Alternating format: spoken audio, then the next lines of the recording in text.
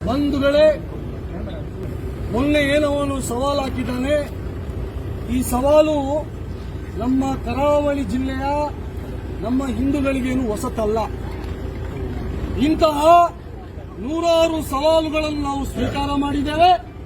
ನೂರಾರು ಸವಾಲುಗಳಿಗೆ ಉತ್ತರವನ್ನು ಕೂಡ ನಾವು ಕೊಟ್ಟಿದ್ದೇವೆ.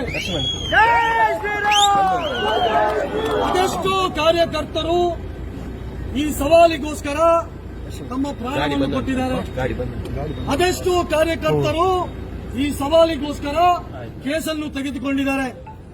ಅದೆಷ್ಟು ಸಾವಿರಾರು ಕಾರ್ಯಕರ್ತರು ಈ ಸವಾಲಿಗೋಸ್ಕರ ಜೈಲಿಗೆ ಹೋಗಿದ್ದಾರೆ. ಹಾಗಾಗಿ ಇವರ ಚಾಲೆಂಜು, ಇವರ ಸವಾಲುಗಳು ನಮಗೇನು ಹೊಸತಲ್ಲ. ಆದರೆ ಮೊನ್ನೆಯ ದಿವಸ ಯಾವ ನಾಗಮಂಗಲದಲ್ಲಿ ನಮ್ಮ ಗಣೇಶೋತ್ಸವದ ಮೆರವಣಿಗೆ ಹೋಗುವಂತಹ ಸಂದರ್ಭದಲ್ಲಿ ಅಲ್ಲಿದ್ದಂತಹ ಮೆರವಣಿಗೆ ಗಣೇಶನ ಮೇಲೆ ಕಲ್ಲು ತೂರಾಟ ಮಾಡಿದ್ರು, ಪೆಟ್ರೋಲ್ ಬಾಂಬ್ ಬಿಸಾಡಿದ್ರು, ಚಪ್ಪಲಿನ ಮಾಲೆ ಹಾಕಿದ್ರು.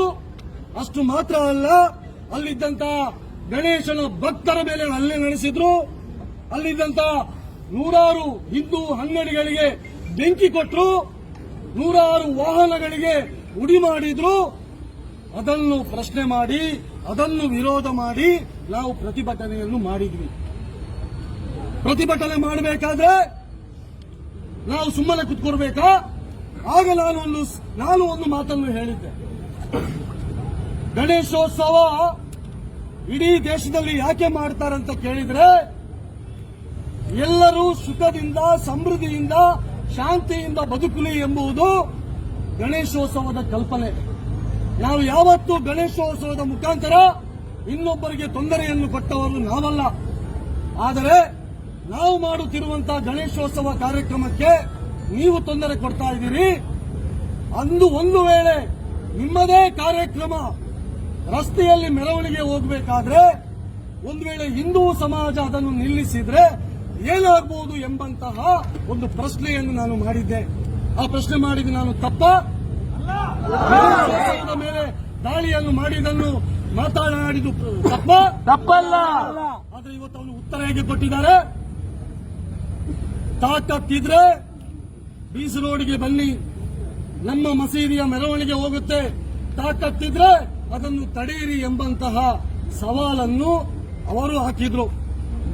ಬಂಧುಗಳೇ, ನನ್ನ ಹೆಸರು ಹೇಳಿರಬಹುದು, ಆದರೆ ಶರಣ್ ಪಂಪಲ್ಗೆ ಹಾಕಿದಂತಹ ಸವಾಲಲ್ಲ ಅದು. ಇಡೀ ನಮ್ಮ ಕರಾವಳಿಯ ಹಿಂದೂ ಸಂಘಟನೆಗಳಿಗೆ, ಹಿಂದೂ ಸಮಾಜಕ್ಕೆ ಹಾಕಿದಂತಹ ಸವಾಲು.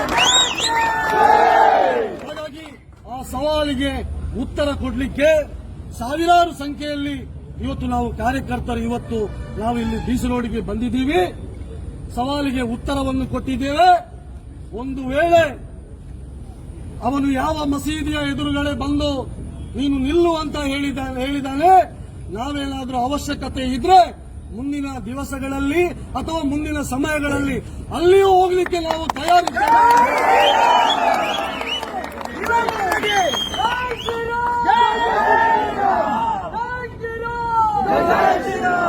ಅದಕ್ಕೋಸ್ಕರ ಕಾರ್ಯಕರ್ತ ಬಂಧುಗಳೇ,